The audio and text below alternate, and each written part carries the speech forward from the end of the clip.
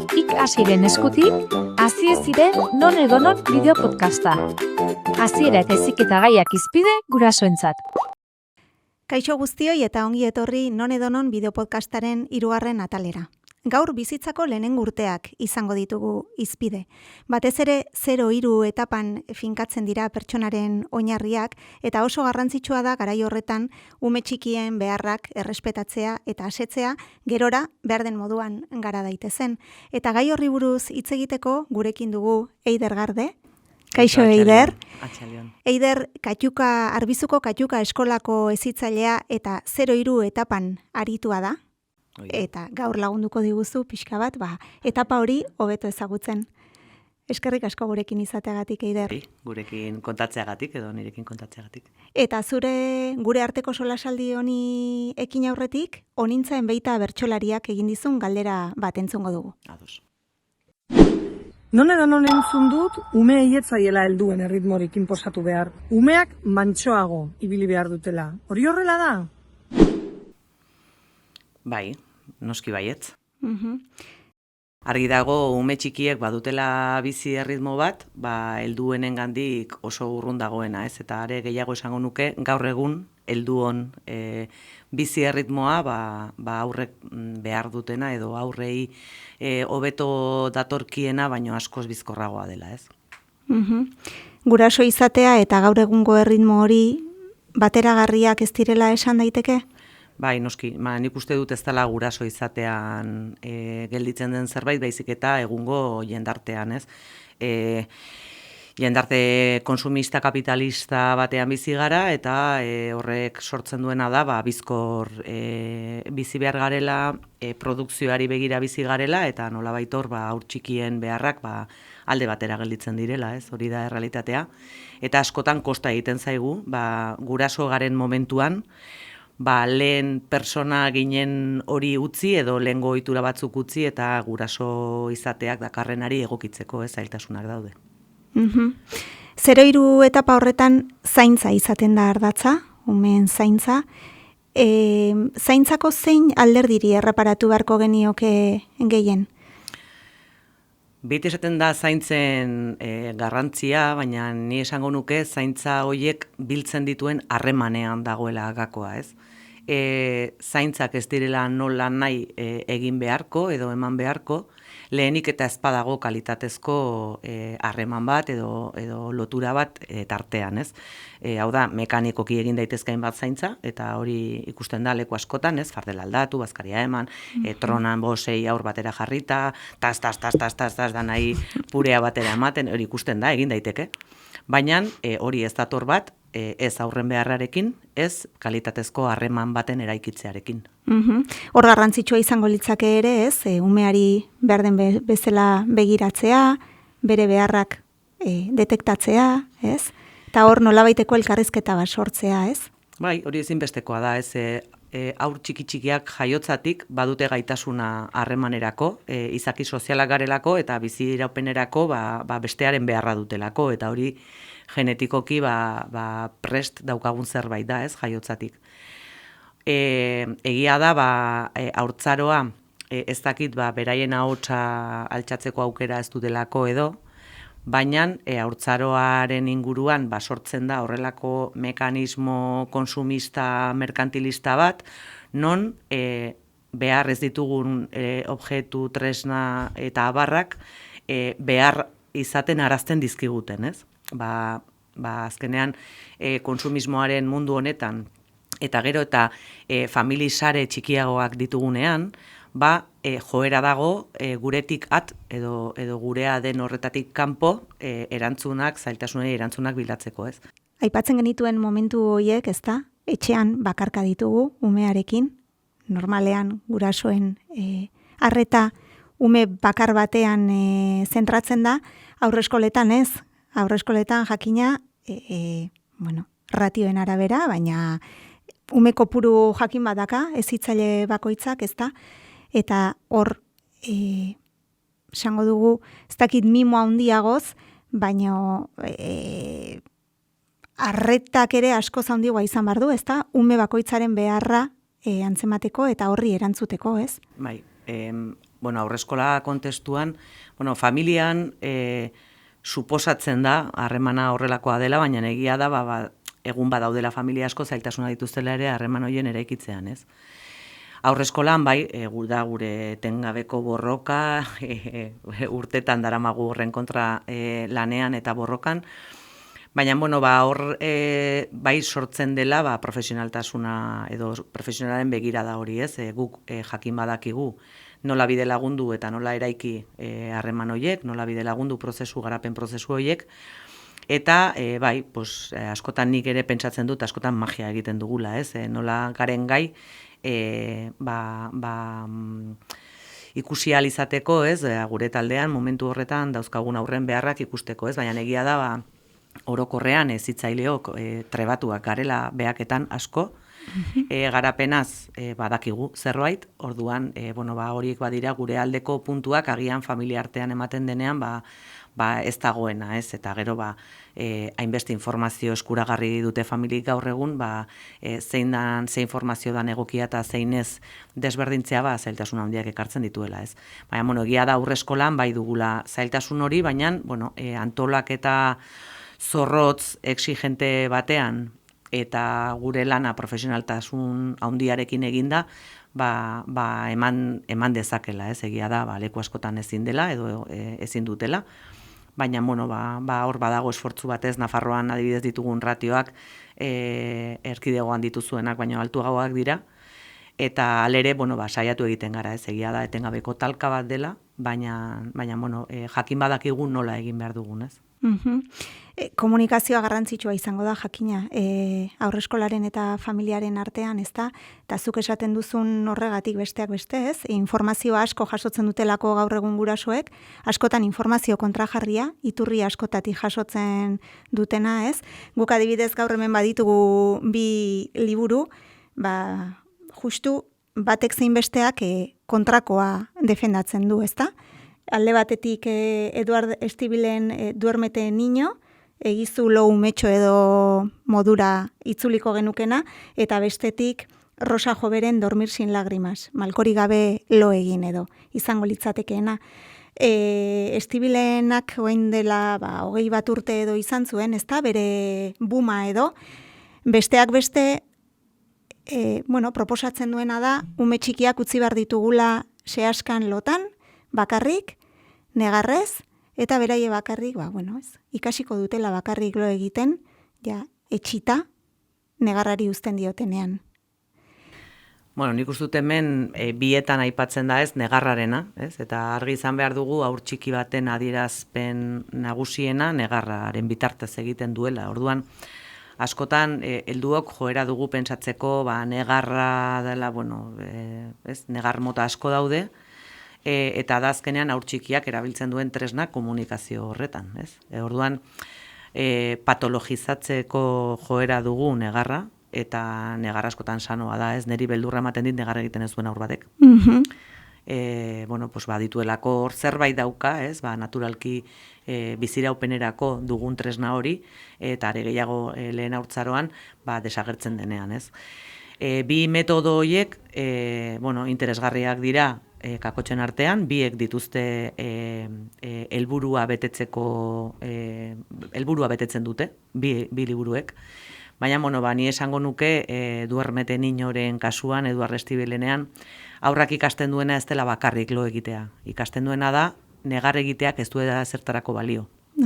Eta horrek etorkizunerako arazo handiak ekar ditzake, ez? Haur batek galtzen duenean bere ezinegona edo bere ondo eza adierazteko gaitasun hori edo berak duen tresna hori, ikusten duenean ez duela zertarako balio, normalean negar egiteari uzten dio, baina ez bakarrik lotarako. Negar egiteari uzten dio, mina ematen dioten egoeratan ere bai, ez? Eta horrek badauka gerora prezio bat nire ustetan garestiegia dena, ez? Funtzionatzen dute, metodoak dira, ez? Ni gurasoi hemen bai aipatuko niekela, ez? Badago loaren inguruan, historio asko daude, ezin egon handia gurasoetan, kezka handiak, koletxoa bai, koletxoa ez, horrelako egoerak eguneroko tasunean ikusten ditugunak, ez? Nik beti esaten dut, askotan senatik deskonektatu egin garela, eta ezinbestean guraso garenean sena horrekin konektatu beharrean gaudela berriro, ez? Orduan, zuri hoberen iruditzen zaizuna, zuk hoberena dena sentitzen duzuna, liburuak aparte utzi, metodoak aparte utzi, eta egin zazu benetan uste duzuna balio diola zure seme edo zure alabari. Sentitzen utzi bar diogu gure buruari, ez? Hori da, bai, eta hankasartzeak egongo direla noski baietz, ez? Egunikotek hitz egiten du beti, Albaro Beñarani askotan entzuten diot hau esaten, ama nahikoa ona izatearekin nahikoa dela. Ezin gara ama perfektuak izan, edo aita perfektuak izan. Orduan, nahikoa ona, niretzako esan nahi du, gutxienez saiatzen zarela, ahalik eta hoberen egiten, ez? Eta nire ustez hor dago gakoa, ez? Hasiera eta hasiera prozesu osasuntsu baten gakoa hortan dago, ez? Onartzea ere akatsak ditugula, eta momentu batean aurrari barkamena eskatu behar bazaio, barkamena eskatu, hori ere askotan ahaztu egiten zaigula, baina ez pentsatu dana perfektua egin behar denik, ez? Mundua imperfektua denean, gu ere imperfektuak garela. Baina egia da askotan gurasok sentitzen dugula presio hori, ez da? Bai. Eta erru sentimendu hori, ondoari gara, ez gara hori ondoari, hau horrela egiten badugu, ez dakit ondorioak hauek edo besteak izango direla, izaten dugu horrelako, ez? Bai. Ezin egon bat. Ezin egona, edo bai. Nik uste dut ere dela epaitua izatenen beldurra, ez? Ama nahikoa ona izango naizenez. Bueno, azkenean ez jakintasunean familia askok eskuartean duten lehen aurra beraiena da, ez? Ez daukagu entrenamendu bat aurretik, ez dago kotxeako azterketarako bezala entrenatu gintzarela aurretik edo praktikak egin dituzula, orduan, hau hankasartzea eta hankateratzea handatza. Ez dago besterik, ez? Elkarrekin ikasten dugu, aur jaio berri bat etxera ekartzen dugunean, oraindik ezagutu behar gara, ezin da dana perfecto lehen aldian atera, gauza desberdinak saiatu beharko ditugu, baina pazientziarekin, ez? Eta hemen agian interesgarria da bueltatzea aurren erritmo horretara, ez? Askotan gertatzen zaini aurreskolan, ez? Eske purea eman diot eta etzaio gustatzen. Orduan hasi behar naiz solidoekin. Baina eske hau ere etzaio gustatzen, behin ematearekin, bagian ez da nahikoa esateko etzaio gustatzen. Kontutan izan, titia hartzetik, purea hartzera hor badagoela puska handi bat, ez bakarrik testuran, zaporean, temperaturan, hainbat elementu aldatzen dira, pazientzia pixka batekin hartu behar direla gauzak, ez? Agian ere, bere alakotasun horren efektua, ez? Klik batean dana lortzen dugun momentuan, sentitzen dut, baina hasiera ezin da klik batean egin, ez? Nik uste dut hori dela gakoetako bat. Pazientzia eta denbora behar du, ez? Eta aipatzen genituen presioa, errua, eta gero askotan badirudi baita ere maratoi moduko batean gabiltzala, ez? Etengabeko konparaketan gainera. Gurea 9 hilabeterekin oinez hasi zela, gureak 3 hilabeterekin gau osoa lo egiten zuela, gero hasten zara akaso parkeko beste ume batzuekin edo gelako beste ume batzuekin alderatzen, ezta? Bategia pardela kendu dula eta zureak ez dula kendu, bestea hizketan hasi dela eta zureak oraindik hitz solte batzu bakarrik esaten dituela, eta hor gabiltza etengabe, ez? Nolabaiteko leian ere. Leian eta gero nik uste dut familik orokorrean oso mezu kontrajarria jasotzen dituztela etengabe, ez? Badago, agian hitz egiten ez, lasa hitz egingo du, ez? Edo, logopedara, diot. Kanpotik ere badatoz horrelako mezu kontrajarriak eta azkenean askotan pediatrak esaten duena, amen egiten dio mundu guztiari, ez? Edo aurreskolan esaten denari, egia da familia asko guri kaso egiten digutela, beste batzuk ez. Baina, egia da leia bat bezala bizi dela, baina nik uste dut beldur garelako atzean geldituko ote diren horrekin, ez? Badakigulako ze eragin izan dezaken etorkizunean, eta hor bai sartzen dela familiek haurdunaldian edo haurdun gelditu baino lehenagoko plangintza horretan duten aurr irudia, ez? Ze aurr irudikatzen dugun importantea da, hori proiektatzen duzulako haurdunaldian, jaiotzen denean, eta agian ohartzea zuk duzun seme alaba hori ez dala zurik irudikatu duzuna, horrek sortzen du barne gatazka bat oso potentea, eta horren beldur gara, ez? Atzean geratuko ote diren, lotzen dugulako beti sufrimenduarekin, gaizki pasako du, ondorio desberdinak izan dezazkela, ez?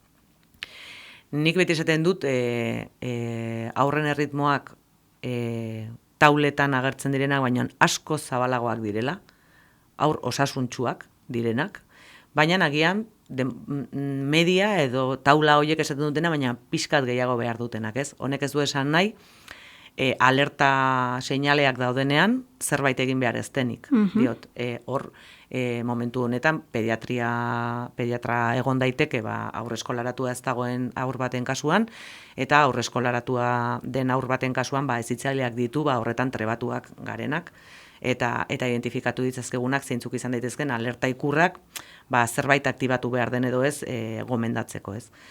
Baina orokorrean joera da bizkortasun horretara joatea eta lehia horretara, ez, nireak egin du nireak badaki, horrelako egoera batean ez ikusteko gure burua, ez, azkenean dolu bat delako, ez, zailtasun bat dagoenean, dolu bat bezala bizi dugu eta askotan badago negazio edo ezeztatze fase bat hasieran ez dugula onartu nahi, ez dela guk irudikatutako aurra guk duguna, ez, orduan, hor badago dolu txiki bat, eta bide lagundu behar da ere hori. Orduan, hori, alerta ikurrak daudenean bai esku hartu behar dela, baina nik uste dut askotan esku hartzen dela alerta ikurrik egon gabe. Eta horrek ere badu ondorioa. Bere ondorioa, ez da? Gurasoen ezin horrek, ez? Edo presa horrek nolabait ere, ez? Presioa, guk sentitzen dugun presio hori azkenean umeengan proiektatu dezakegu eta hori ere garapenerako ez da ona, ez?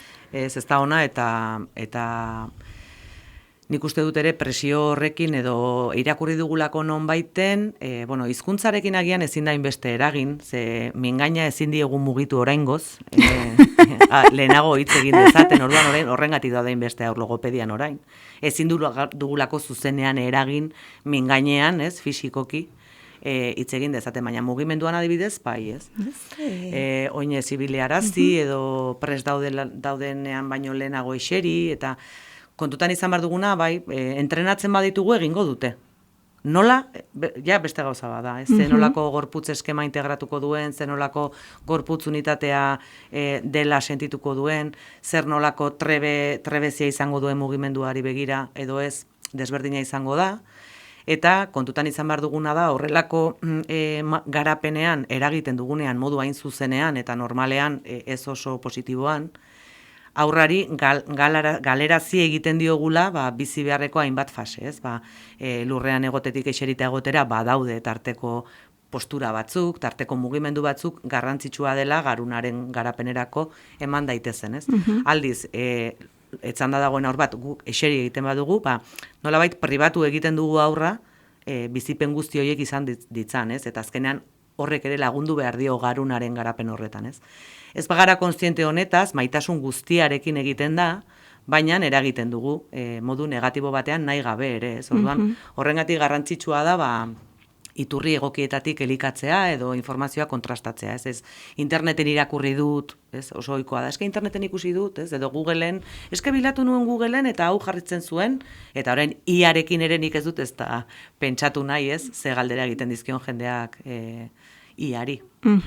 Orduan, zailtasun handi bat dago horretan, eta lehia horrek ez dio mesede egiten aurraren garapenari. Garapenari mesederik egiten ez diona ere, pantailak dira, ez da?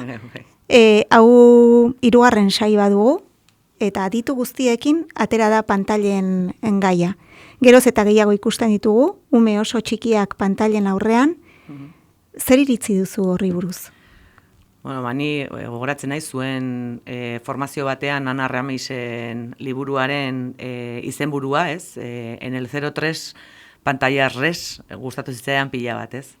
Elitzateke egon behar, ez 03an, ez 06an, ez, pentsatuko genuke ere, ez 12 urtera arte edo aurrerago.